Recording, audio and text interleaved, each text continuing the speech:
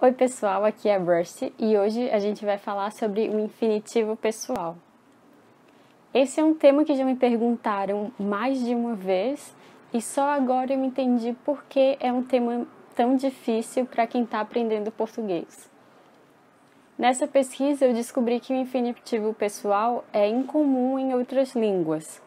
Para línguas diferentes do português, observa-se o infinitivo pessoal apenas no húngaro e no finlandês, mas mesmo nessas duas línguas, ele não acontece da mesma forma que ele acontece no português. Então, o que a gente sabe de infinitivo? Infinitivo é uma das formas nominais do verbo, assim como o gerúndio e o particípio, e em teoria era para ser uma forma simples e sem conjugação. Essa é a forma do infinitivo impessoal, que é simplesmente formado pelo radical da palavra e a terminação, dependendo da conjugação, ar, e ir. No entanto, o infinitivo impessoal admite a forma flexionada, ou seja, a gente conjuga o verbo no infinitivo. Mas essa é a parte mais simples. Por quê? Tanto para a primeira quanto para a segunda e terceira conjugação, as terminações são as mesmas. Você vai ter o radical, depois ar, e ir, para cada uma das três conjugações, e depois o complemento. E o complemento é o mesmo para as três conjugações. Como essa é a parte fácil, nós vamos começar por ela. Então, utilizando os verbos que eu já mencionei, falar, comer e dormir, vamos à conjugação do infinitivo pessoal. Para que a gente realize essa conjugação, nós vamos utilizar como auxílio para conjugar a palavra para. Então, para a primeira pessoa do singular, para eu falar, para eu comer, para eu dormir. Observem que não teve alteração nenhuma. Na segunda pessoa do singular, nós temos para tu falares, para tu comeres e para tu dormires. Ou seja, teve a adição do es no final. A terceira pessoa do singular fica assim: para ele falar, para ele comer, para ele dormir. Novamente, não houve nenhuma alteração, nenhum dos verbos. Já no plural, na primeira pessoa, nós temos para nós falarmos, para nós comermos, para nós dormirmos. Na segunda conjugação, segunda pessoa do plural, que é a menos utilizada no português atualmente, para vós falardes, para vós comerdes, para vós dormirdes. Você provavelmente raramente vai ver esse tipo de conjugação. E por último, a terceira pessoa do plural, para eles falarem, para eles comerem, para eles dormirem. A adição do em. Então, recapitulando, utilizando o verbo falar, nós temos para eu falar, para tu falares, para ele falar. Para nós falarmos, para vós falardes, para eles falarem. Então, na segunda pessoa do singular, es, na primeira pessoa do plural, mos, segunda do plural, des e terceira do plural, em. São apenas essas finalizações que você deve memorizar.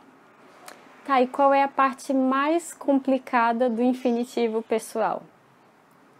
A parte difícil de entender isso é quando utilizar esse infinitivo pessoal flexionado. E agora nós vamos para alguns exemplos para que vocês possam entender quando utilizá-los.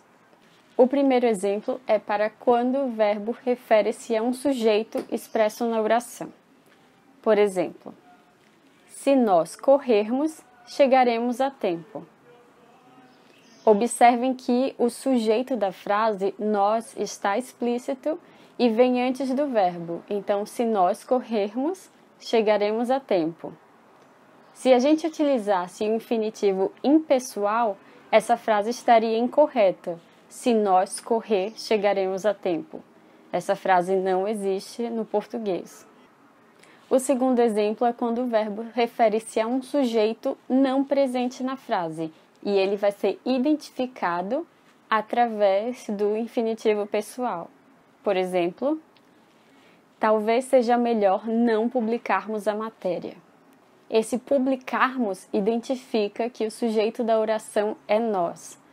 Se a frase fosse talvez seja melhor não publicar a matéria, você teria o mesmo sentido, mas poderia ser qualquer pessoa publicar a matéria, você ou eu, ou nós, ou qualquer outro sujeito. Mas no momento que nós falamos é melhor não publicarmos a matéria, está definido que nós não devemos publicar a matéria. O infinitivo pessoal também é empregado quando o sujeito é indeterminado. Por exemplo, na frase: fiz isso para não me acharem inútil. Esse acharem aí não determina quem vai pensar que a pessoa é inútil.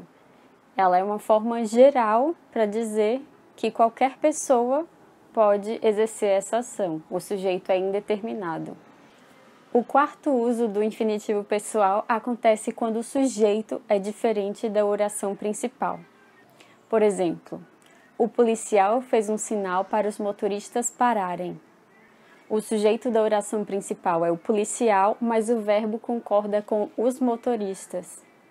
Então ele se transforma em pararem.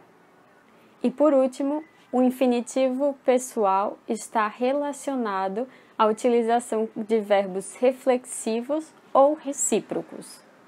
Para essa temos um exemplo de cada. O primeiro é: vi estudantes abraçarem-se no ginásio. Como o abraço acontece um abraçando o outro, estamos tratando de um verbo recíproco, então nesse caso nós empregamos o infinitivo pessoal. E o último exemplo: mandei os funcionários olharem-se no espelho. Ou seja, uma ação reflexiva, a pessoa se olha e se vê no espelho. Então ele concorda com os funcionários olharem-se no espelho. Eu vou abrir ainda aqui um parênteses para uma outra utilização do infinitivo pessoal, que ele é uma forma equivalente do subjuntivo. Por exemplo, as duas frases são equivalentes. É bom tu sempre ires ao médico, utilizando o infinitivo pessoal, ou é bom que tu sempre vás ao médico, utilizando o subjuntivo. O subjuntivo é uma forma do verbo que ainda não foi discutida nesse canal, então pode ser o tema para um próximo vídeo. Eu espero que vocês tenham gostado desse. Se tiver qualquer dúvida, podem deixar nos comentários. E se esse for um assunto difícil para você, por favor, não fique frustrado, porque a dúvida da utilização do infinitivo pessoal e impessoal é uma dúvida que também pertence a nós, nativos, não é um assunto simples e que requer bastante prática. Se você praticar e se esforçar, eu tenho certeza que você vai aprender. Muito obrigada por assistir e até a próxima. Tchau, tchau.